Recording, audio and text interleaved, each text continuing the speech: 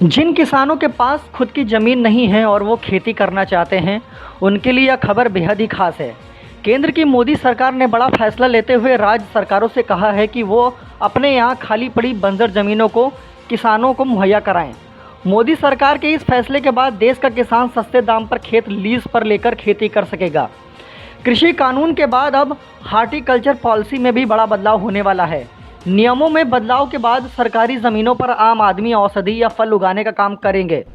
गुजरात इस कानून को लागू करने वाला पहला राज्य बन चुका है। इस कानून के मुताबिक पहले 5 साल तक कोई फीस नहीं ली जाएगी। इस ज़मीन को गैर किसान भी लीज पर ले सकेंगे। ज़मीन को लीज पर देने का निर्णय एक हाई पावर कमेटी और कलेक्टर मिलकर करेंगे। यूपी, बिहार, मध्य प्रदेश, हिमाचल और असम सरकारें भी इस कानून को जल्द से जल्द लागू करने पर अमल कर रही हैं। आइए जानते हैं कैसे कर सकेंगे खेती। केंद्र सरकार किसी क्षेत्र में विकास को लेकर काफ़ी गंभीर हो गई है। मोदी सरकार के निर्देश पर कई राज्य सरकारों ने बंजर और गैर उपजाऊ भूमि को अब लीज पर देने का काम शुरू कर दिया है। गुजरात देश में ऐसा पहला राज्य बन गया है जिसने अपने बंजर और गैर उपजाऊ जमीन को आम लोगों के लिए खोल दिया है। इस मिशन को कृषि और बागवानी के विकास में तेजी और हर्बल पौधों की खेती को बढ़ावा देने के उद्देश्य से शुरू किया गया है। जानिए किस तरह लीज पर ले सकेंगे खेत। जानकारी के लिए बता दें कि इस समय देश में ऐसी ज़मीनों का सर्वेक्षण चल रहा है। हाल ही में मोदी सरकार ने इसके लिए एक बैठक बुलाई थी। इस बैठक में राज्य सरकारों को ऐसी ज़मीन की पहचान कर एक पोर्टल पर डालने का निर्देश दिया गया था।